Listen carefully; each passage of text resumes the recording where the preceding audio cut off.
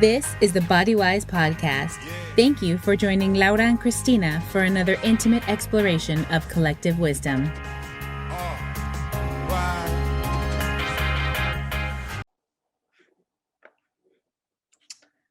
Hi, everybody. My name is Cristina Kerp, and welcome back to another episode of Body Wise podcast with a very impromptu episode today. But I am super excited that my good friend Jennifer Robbins of Predominantly Paleo is going to be joining us. She is incredible. Best-selling author of like 5 cookbooks.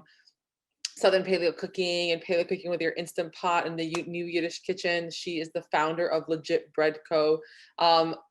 She's her family, they're a military family, which so am I, so we love them. Her husband's in the Air Force.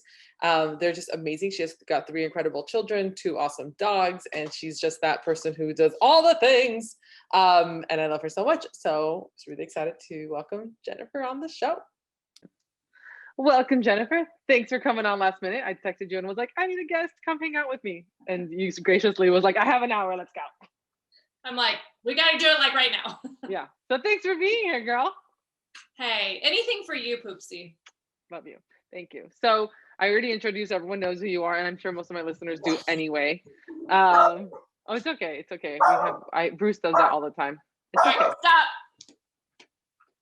You're going to have to go out of the office. Sis. Go out. Go out.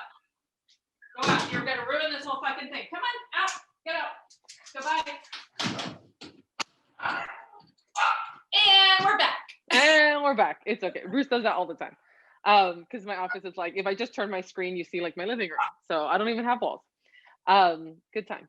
But I'm really excited to have you on because I think that it's a good time. We've been working a lot lately together and going baking things. So it's a great time to tell everyone kind of what you're up to and what's going on. So other than your blog and your books and all that, you've had Legit Bread Company, which I think is awesome because a lot of people often think of like, oh, I have this thing I do really well.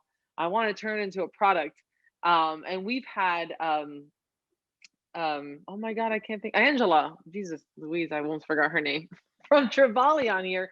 But I feel like her story was very different than most people's paths because her Whole Foods literally was like, give us a burger. It was really great. It was a dream. It was really that like 1 in a million drop in the bucket situation, which was incredible. And she's worked her butt off, but still not likely. I feel like you have more of a traditional path where you've been making the magic happen, girlfriend. So tell us about it. Yeah. So mine started, I guess, I was blogging recipes in secret and then brought that public when I realized there were other people like me who probably had similar health issues or were looking for those recipes.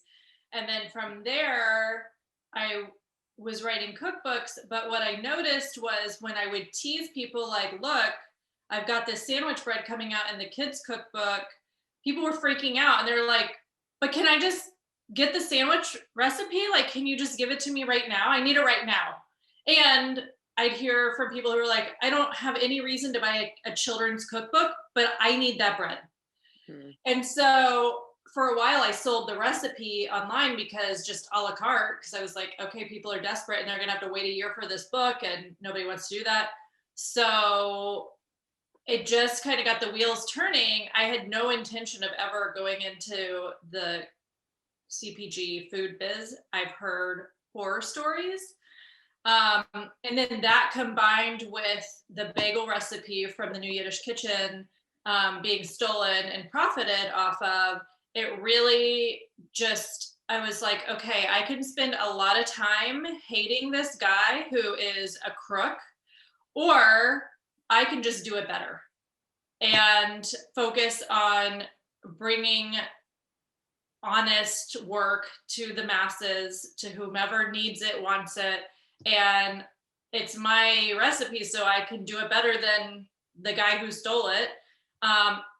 And so it was like the culmination of all these things. I felt like, okay, well, let me just give it a shot. I did not want to take funding. I actually had offers for funding like right out of the gate. And I just felt like, I don't know that that's something I want to do. I just want to be more self-reliant than that. And so I did, turn that off. So I did it on my own. I did a self-funded venture and just kind of like, okay, let's try it. Let's like see how responsive people are. And if they are, then we'll keep going. And that way I wasn't like beholden to anybody else in terms of funding, or I wasn't going to let anybody down. I just knew like, this is something I have to try. Let's give it a shot. We'll see where it goes. So there were a lot of ups and downs. Obviously, there will continue to be as long as the business exists. And part of that is because I started with having an actual ready to eat loaf, and I lost 3 bakers in a year. So there were some quality control issues, and then, it was just like back-to-back issues. So I ended up dropping the ready to eat products. And honestly, like I would go back to it one day if it were to work out. But what I realized is, having a product that does not have preservatives, that needs to stay frozen, adds such a complicated layer of logistics that does not necessarily feel worth it to me right now, being this small. When you're bigger and you can fill an entire truck with your products, then okay, sure, you're in a ton of retail space or whatever. But I was just beating my head against the wall, and I kept trying, over and over, and it just, no. So I moved to mixes only, and when we were in Illinois, I was really sick with mold illness. And so I had these big ideas of like where I wanted Legit Bread to go, but I also knew like, I can't do it right now. Like my health is not in a place that I can like kind of pull it all in and make it happen. But my idea was to have collaborators that I work with that are already in the recipe creating blogger space, and maybe people who have like a recipe or two that they're really well known for, and that they would maybe love to bring to market as a mix, but really don't want to do it like the work that it takes to finance, fund, and run a full company. And so I was like, well, I can do that. I've already got that framework. The framework and the stability, and all I have to do is collaborate with people who have interest and talent, and we can deliver the products as a team, which also makes it more fun, because then it's not just like my stuff over and over. It's people who are valued in the community that have followers who are like, can you please bring your cookie mix to market, or can you please bring a bread recipe to market? And so that was my idea, and it took me like another year and a half, I guess, before I could finally do it. And then when I finally had the wherewithal and my health was in a good place, then basically the pandemic hit. And at that point we were already wheels up. Like I had already talked with my initial collaborators. We had been working on packaging, labeling, recipes. And I'm like, you know what? Regardless of what is happening in the world right now, people with autoimmune conditions or allergies or whatever, they will continue to need to eat a certain way, especially now, right, to protect their bodies and like set themselves up for the most possible success during a pandemic. So I'm like, okay, I think we're going to do this. I felt a little bit strange about it at first. Like, how do you promote a business right, when people are suffering and in bad places? But anyway, it ended up being perfect timing regardless, because I felt like there was more of that need and desire for people to want to really like do well by their bodies. And on top of that, they weren't leaving their homes. So, most of my sales are made online. And so it was a great arrangement in terms of how to get these products to people during an unprecedented time in our lifetimes. And so it worked. And I ended up releasing 7 new mixes in 2020. So we have 12, that's not right. Like, wait, anyway, I think it's 7. And then, so there's like 12, 13 now. And then this year we'll be having some new ones. I don't know how much you want to talk about that. Well, yeah, I'm making some for her, but we'll the details to come, but that's very exciting.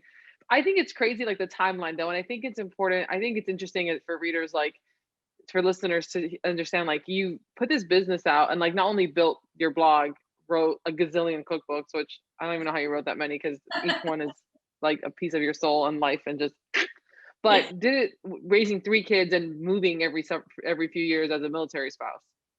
Yeah. Like say what? And then with like autoimmune stuff and mold and stuff and just. Yeah. And it's funny because I remember when I first started just the blog, and when I wasn't sharing it with other people, I was just like writing the recipes for me and putting them online so I could go back and find them. And I never had intentions of like, I'm going to be a food blogger. Like I didn't really even understand what that was or how people use that as a business or it, I didn't get it. I mean, you don't get it until you're in it, I guess. And you learn. It makes no sense. I'm in it and I still don't get it. Yeah. So it's weird how each thing evolved, because I remember when I finally brought the blog public and like set up my social media pages, and I was like, I hope I can do this. Like as someone whose health is all over the place, like I hope I can be consistent with this. And there was kind of that pressure of like, now I need to deliver because I've said out loud to the world, here's what I'm doing. So when you do that, it's like, I got to do it. I got to deliver. And then the next step was like, I really want to write a book. And I remember telling a friend of mine, like, I think I can do it. Do you think I can do it? Will I be able to do it? And she had chronic illness too. And she was like, you can do it. And just like, that self-doubt of like, will I be able to fulfill this goal with my circumstances, and I don't tend to like see myself as a victim or whatever. Like that's not a role that I really want to fill. And I certainly don't like identify myself by my diagnoses. However, there are limitations that come with those things. And so each time you add something on your plate, you're kind of like, is this wise? Can I do this? Can I fulfill this? And what's funny is that like you and me and like a lot of other creators that we know, we are really, really bad at wanting more. Like, right. And it's not even necessarily pressure from other people. Like, I don't feel like there's other people saying, now you need to do this. I'm expecting it from you. And then I'm trying to live up to them. I think that we just have an internal drive and enthusiasm that's like, oh my gosh, I'm so excited. I want to do this thing. And like, we push ourselves because the enthusiasm is sometimes greater than our capability. Right. Or just too much at the same time. Like you can do it, but it doesn't have to be all at once, and I think that's the issue. And I know you for sure do this to yourself because you love this little like remodel an apartment like the week she launches a product and like while her husband's out of town. What? Like just no big deal. But I mean, I get it because I was actually I worked from bed yesterday, and I know you've done that too. Where I literally after Jack got on the bus, I just was like my body just went woof, and I was like I'm just gonna get in bed, and I with my laptop, and I did my coaching group calls from bed, and I didn't get out of bed yesterday. I only to eat, and today I feel like a whole new person. But literally, my body yesterday hit that wall to say, hey, no, stop, because I had gone through. I just when you feel good, because when we feel good, we feel good, and we're like, let's do it. Yeah. And then our body's like, whoa. And I think it's important to listen to that day. Like, could I have caffeinated and pushed through yesterday? Probably. Did I? No. Yeah. And I feel better today, but I probably should have stopped before I even got to that point. Exactly. But it's hard when you're excited about something. Right. Or when your motivation is here and then your body's like, oh, but I'm feeling more like here. And you're like, no, but look, all these great things. And it, so, and that's what's happening. Like right now, we're literally going through like, of the 10 major life stressors, we're checking like at least half of those boxes for this year, you know, and part of 2020, we've had a family member die. We've had, you know, we're moving, my husband's retiring. It's like literally every life event that you can try to like cram into a small period of time, we're knocking that out. And I know that you guys are too. So, Right. But life doesn't stop because of those things either. So like the kids still need to eat. They still need help with homework. We have 2 of our kids having their B'nai Mitzvah this summer, which is the same weekend my husband retires from 22 years in the military. It's like, seriously, can you shove any more together? But this is just how it is. So I'm like, and we're moving, right? So like selling a house, whatever. It's just, I know that in the end, it'll shake out. So I'm just trying to find like the little windows of time like you did yesterday, where if today I can really like do the bare minimum and still not fall so far behind that it creates extra stress, then today I will be in bed. And yesterday it was like my whole, like my head and face and eyes were so heavy, like I had to close them. I couldn't even do like work in bed. It was like, no, you're going to go lay down and you're going to close your eyes, and you might not be able to turn off all the thoughts, but you don't get to do things that are work right now. And so I'm like, okay, I got to do that then. Yeah. And it's a balance that you find. And I think that, again, I definitely feel like, and I know you feel the same way, where what you're capable of today versus 5 years ago, 10 years ago, it's a whole different thing. I mean, I was reading a blog post from 2015 when I was in the middle of my first AIP elimination. And you know that like that when you get 2 weeks where you feel good and then you get a flare and you're like in the middle of, and you can't, and you're still not used to the diet, and you just feel like, you know, and you're like, I hate it. And I remember, and I was reading that, I was sharing it with my coaching group people, because they're kind of like, they're finishing out the month with me. They're doing a month of AIP. Most people have felt really good, but some people still have like, I was so good, and then one day, and I'm like, but that's how it's not linear.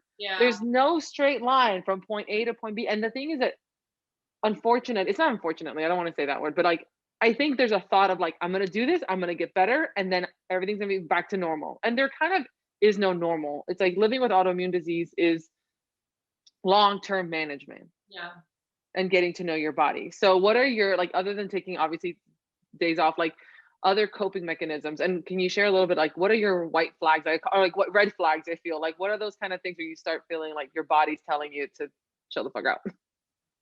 So when I start getting pain, that's a big signal, because interestingly, in the first half of being sick, I did not have pain.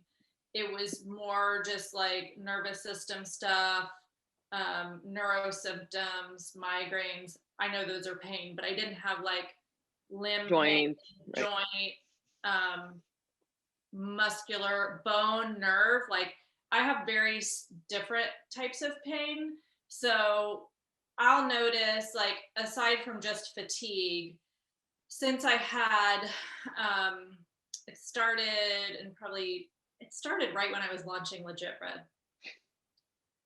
I don't know what that says about that, but here we are.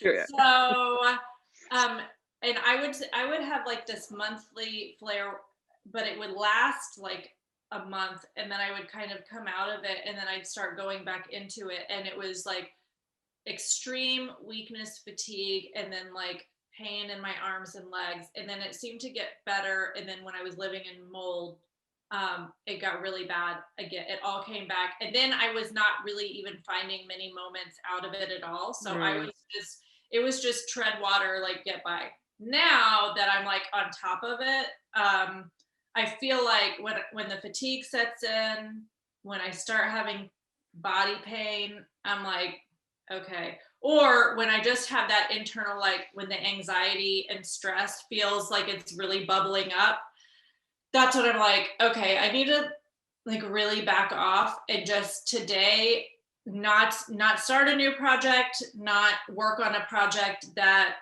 takes like too much brain work, you know, like I'll fill orders for Legit Bread, or something that's like a task, but it doesn't feel like overwhelming, you know, to the system. So and I realized that recently, as I'm taking on like all these other life things and launching 5 new, maybe 6 new mixes this year.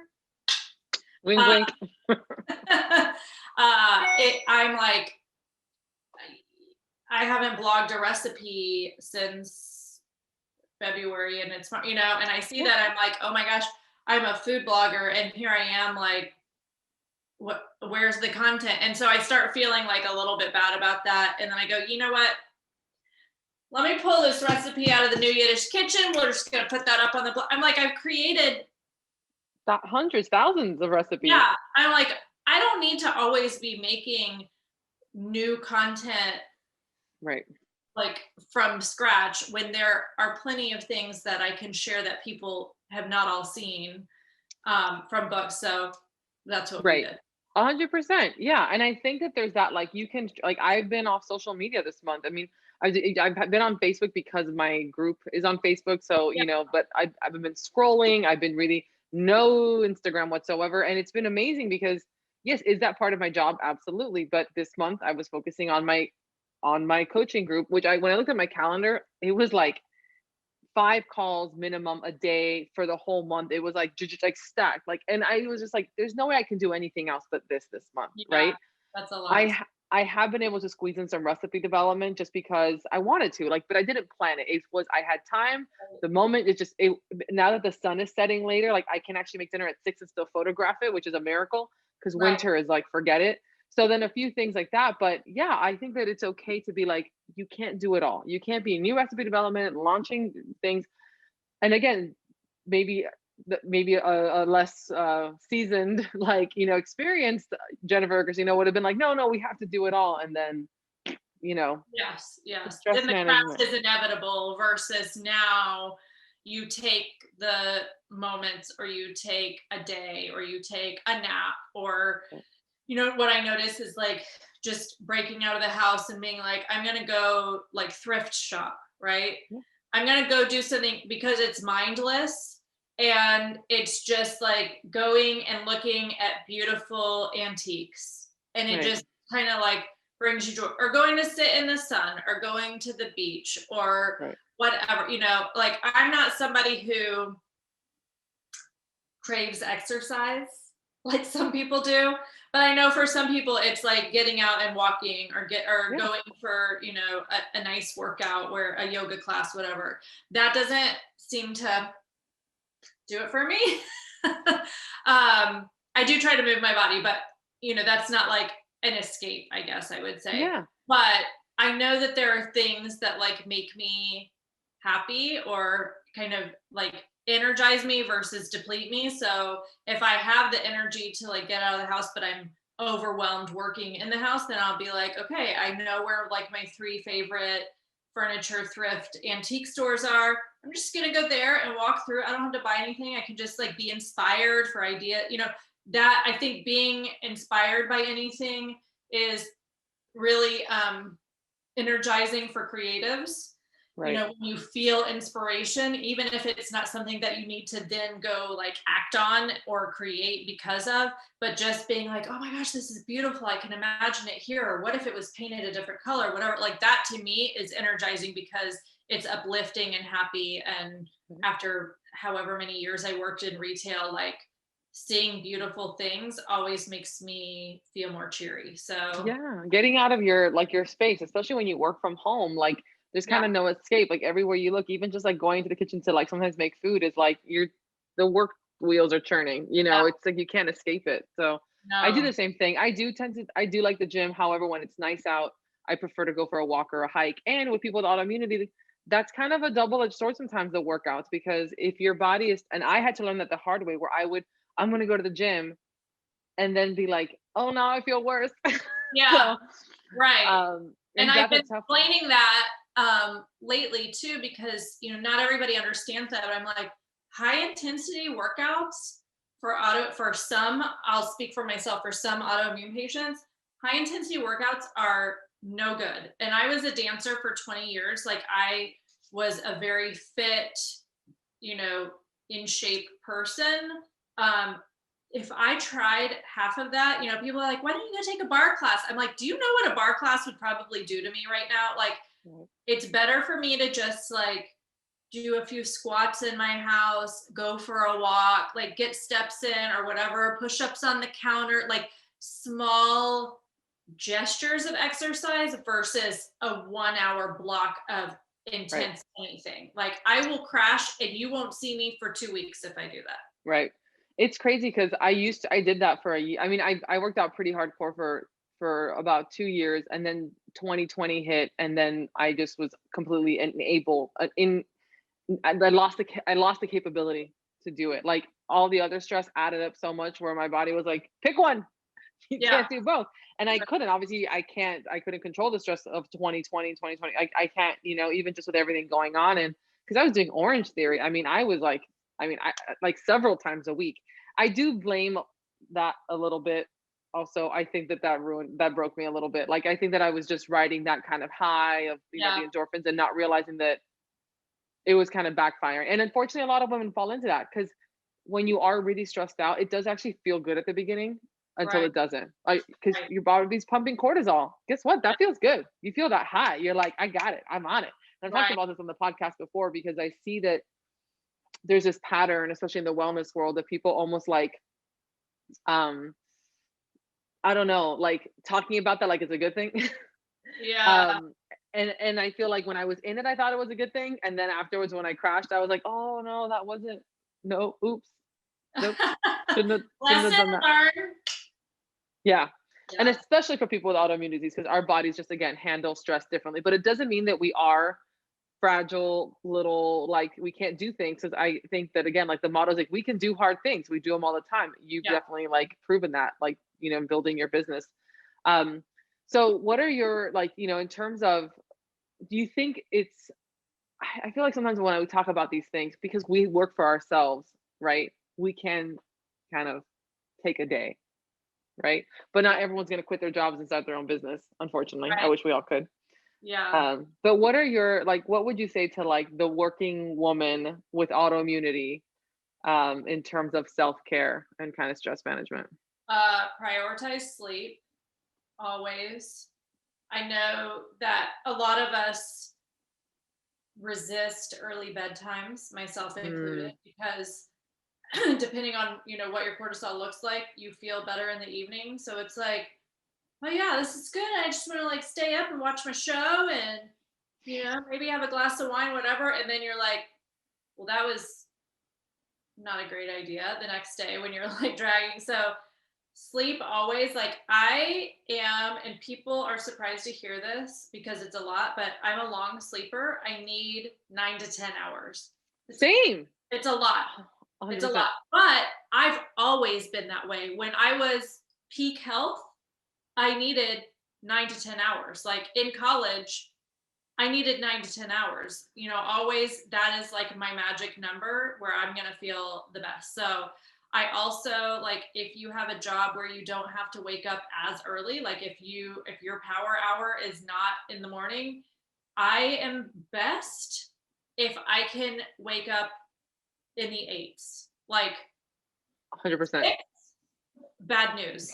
7, slightly better news than 6. After 8, I'm like, now I can function and not feel like I'm gonna fall on my face with it. So like, if you know that about you and you have a flexible work schedule, I mean, some people, it's 9 to 5, like that's what you got. But if you have a little flexibility, or you can like push your shift one way or another, or if you work in, you know, retail or something where you can ask for more evening shifts because that's when you feel your best, like I would listen to that and see how much your boss can accommodate you. And the more you realize about what your needs are, I think that really helps too. But like, everybody has to prioritize sleep. There's nobody who shouldn't be prioritizing sleep. So, and then like, you know, if you feel like you're really stressed and rushing during the week, now I will tell you, I'm the worst at this, but it's also because I don't have to do it. But you should be meal prepping on the weekends. If you feel like you're scrambling to get out the door in the morning and then you're not eating, or you don't have a lunch and then you're like making poor decisions later that hurt your body, then have your salad ready to go, or have your like proteins already made for the week and ready to go. And like I said, I'm not good at that, but I work from home, so I don't have to be good at that. You know, like I can grab a Siete Foods tortilla and roll up some turkey in it and I'm good on a whim. But so I would say like sleep, preparation, and then like not packing your weekend full of mandatory fun.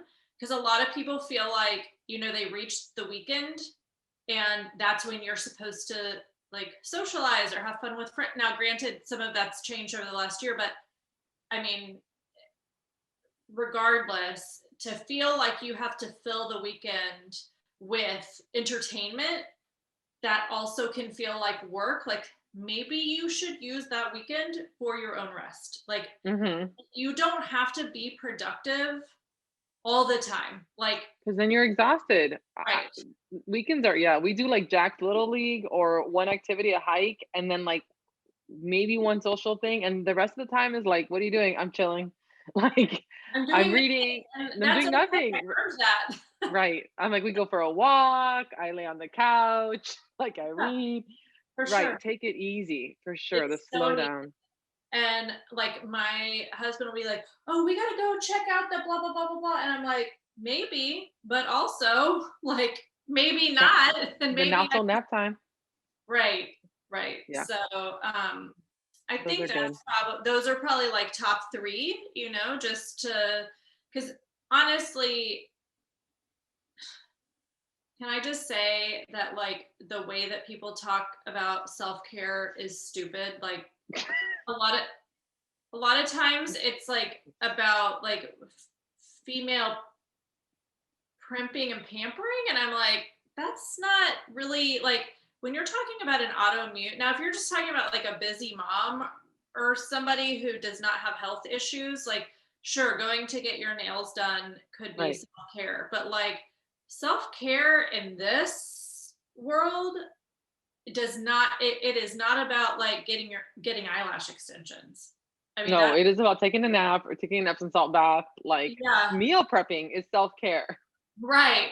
It is about like caring for your health enough to prioritize it more than what pedicures and highlights. I mean, I just, when I see that, I'm like, I do not relate. And then also I feel like when some people talk about self-care as like setting these goals to go do things that are, you know, that could be conceived as work or perceived as work, I'm like, now you're just adding more pressure and making self-care an assignment on a to-do list that now makes me feel like I'm not doing that right either. Right. You know what I mean? So when I talk about self-care, I'm talking about like how to truly like make me feel healthier.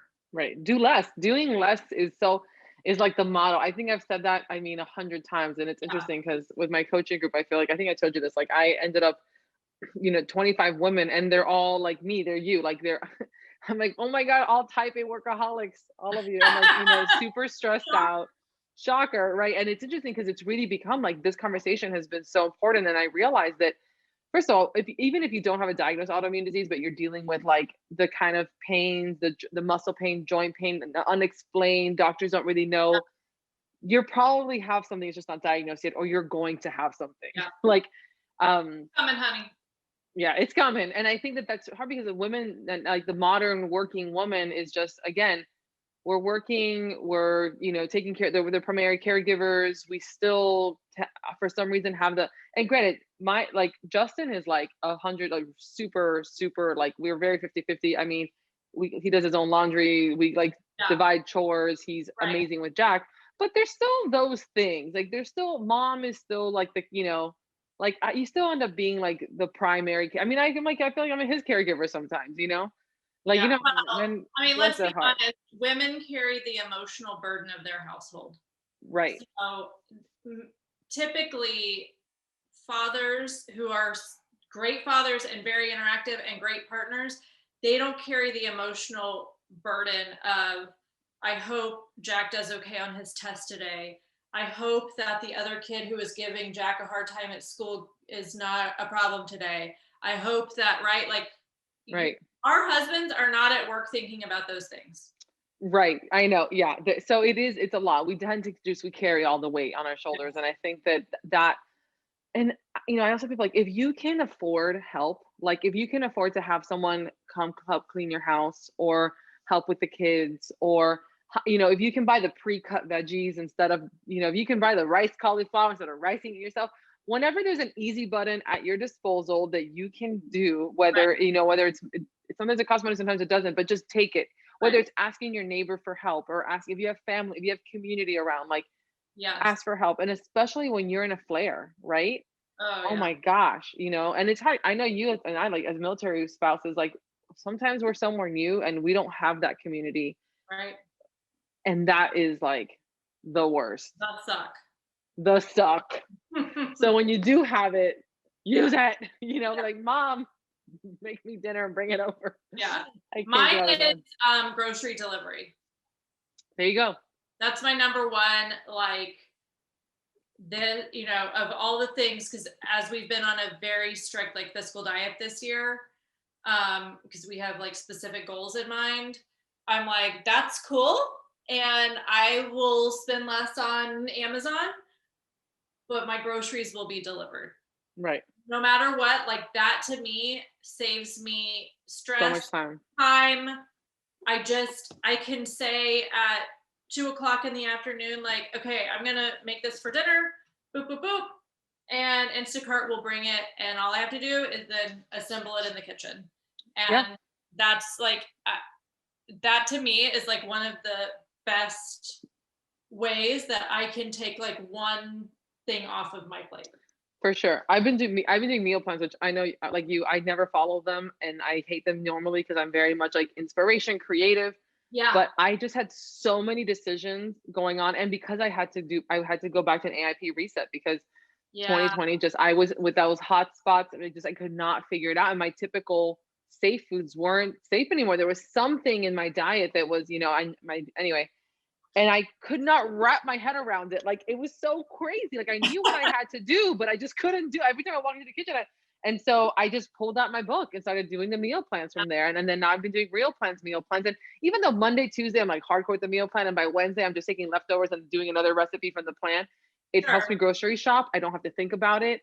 And and saves me money on groceries because I know what I'm going to get. So that's been my self-care. And then, a shit ton of Epsom salt baths. Like literally I buy like the 20-pound bag and just I take an Epsom salt bath every day. I have taken a bath every night for most of my life. And to me, it's like, that's putting myself in timeout. Yes. You don't. I'm in timeout. Right. For sure. I gotta go take my bath now. Y'all got the dishes? Cause yeah, for sure. So, going back a little bit to self-care and choices that we make, I know food is a big part. That's kind of how you started your food blog and healing journey. And the reason you started Legit Bread, it's like nut-free, coconut-free, grain-free, gluten-free, like all the frees, a lot of AIP mixes, other paleo stuff. I'm going to be working on lower carb mixes for you, but really allergen friendly because food is such a big part of healing and everyone is different. And I love that because I think that, I love people kind of sharing. So what works for you? Like, what was your kind of, combination of dietary changes that was right for you? So I think I do best without grain in general. I think corn is probably yeah. As a Texas girl, that's real disappointing. Dairy too, like I feel like now I can do certain dairy and be okay, but like ice cream type dairy, like heavy cream, milk, cream with sugar. Yes. So sticking with like cheese is a better plan for me. Avoiding too much almond flour. I noticed that, my labs definitely showed sensitivity when I thought that paleo meant that you made everything out of almonds.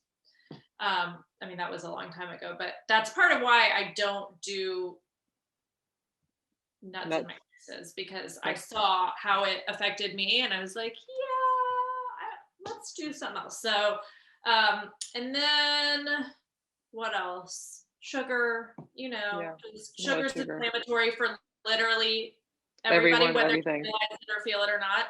It's no good. So I don't have to do like low carb to feel good. I don't have to avoid eggs or nightshades. Awesome. Fortunately, maybe it's that half Irish background that those potatoes sit real well. So thank goodness for that. But some of those other things, I feel like, I eat it once, maybe nothing, but then I have like leftovers 2 times. I'm like, ooh. Yeah, I call it the kind of bucket effect, or like, Yep. again, a worth it food that it's like a little bit's worth it. That's me and cheese. Like I can have cheese Yeah. one day, but then Yeah. 2 or 3 days, not so much. But Yeah. that's the thing with cheese though. Like tell someone buy cheese and only eat it once. Hello. It's not gonna happen. Like It's a lie. not possible. It's like trick question. So yeah, for me, but I agree. I think that's, I mean, those are big ones. I think the grain free for a lot of people, gluten free, again, gluten is just a big one. It's just, people are, can I eat gluten again? I'm like, I know some people do sourdough and they're okay with that, reintroducing the sourdough. Right. But man, I'm with you on the nuts. Like I can do almond meal, like based things, but I can do almonds. But when I get into too many, which is why actually Made Whole is completely nut free, and then Made Simple is mostly nut free, but I don't use almond flour in any of my recipes in my cookbooks because I agree. I see people what they're eating and I'm like, oh my gosh, you're eating like I'll do a aceite tortilla, right? Because it's mixed with some other stuff if it's the almond one. But people are eating almond flour bread, almond flour pancakes, almond flour cookies, almond milk. Right. It's like almonds. Yeah. And again, just the polyunsaturated fats. It's a lot of omega-6. And they can be It's inflammatory. a lot of almonds Right. to make a slice of bread. Like if you think about Right. flour of nuts, it's like really a lot of nuts. It is a lot. It's so crazy. And actually I had one of the ladies in my group was telling me, because she was doing low carbs, a lot of almonds, that her iron levels were crazy high on her labs. And her doctor was like, do you eat a lot of nuts? She's like, yeah, I eat almond flour all the time because I'm doing keto. She's like, cut it out. She's like, because they're really high in iron. So I'm with you on that. It's really good to have variety. And again, we've been talking about this. Like I'm obsessed with tiger nuts, which aren't nuts. I just did a whole blog post on them because I made tiger nut milk, and like they're high in anti-nutrients and resistant starch, and Love. apparently people were eating them millions of years ago. So they're like hella paleo, and and they're a root vegetable. So right. And they're AIP friendly. I know, incredible. So yay for tiger nut. That's awesome. Which you can find in a lot of the legit bread mixes. A lot of tiger nut stuff in there. Just saying, shameless plug. Awesome. Well, thank you so much for sharing. I think it's important for people. I think this conversation, the way it rolled, was a lot of, I think, thank you so much to the women that I'm working with, and also how they're so much like you and I. But if I have 25 women who hear this conversation, then there's hundreds who need to hear it, because we can't do it all. You can have the business and you can do your things and you can reach your goals and you can push hard. But when you have autoimmunity, and I think just in general, like, take care of yourself. Like we're not like bionic, we are flesh and bones and a little bit of stardust in there, but we need naps and breaks. And the best. Thanks for sharing everything you do, which is incredible. Likewise, my friend. Likewise. Well, it was fun. I'm glad. Sometimes spontaneous is the best. So I know it's kind of like we got to hang out, but it's for people to hear. Yeah. What you're gonna do soon. I know. I'm so excited. So tell everyone where we can find you. Predominantlypaleo.com, where you'll find books and blogged recipes, and then legitbreadcompany.com. You can order direct. I'm working on the retail aspect for this year to get into a few more brick and mortar stores, but I'm on Amazon too. So, and then Shop AIP as well. Shop AIP in Canada, Natura Market, and Switch Grocery, and Flower Confections. So amazing. The Canadians always want to know, and amazing. Amazing. Well, very cool. Well, everyone go find Jennifer, order some legit bread mix. I will say that the AIP bagels are amazing. Your pancake mix is so good. The legit, like original Jack. So my son Jack is a flapjack connoisseur. I don't know if it's just his name, but the kid loves pancakes and he's very picky. He really likes the Pamela's mixes, right? But those have potato starch and they also have they're not grain free, they're not dairy free, they have buttermilk, right? Yeah. So I can't have the buttermilk and all this stuff. And so I one day I was out of Pamela's and I made him yours and he was like, these are the best. And I was like, oh shit, that's high praise from Jack, the pancake guy. I gotta tell you, this is my one true shameless plug, is that pancake mix has made every sleepover of gluten eating kids at my house successful. They all like it. I don't know. It's not really anything magical, like in terms of ingredients. It's amazing. Very short list. Every gluten eater loves the pancakes, so much so that some of them have their parents then buy the mix from me to bring into their gluten homes to just make it. To make it. They're excellent pancakes. So get the mix. And Amanda's cheese, her dairy-free cheese mix, Curious Coconut, is awesome. And you know what I do? I actually make it a little thick and then I fry it like halloumi. Girl. Yeah, so I just like reduce the liquid a bit and make it like dough and then fry it. And even Justin and Jack are like, what is this? And they love it. And I'm just like, geez. It's amazing. Yeah, geez. Anyway, so go get some legit bread mix and check out Jennifer and we'll talk soon, babe. Thanks, lady.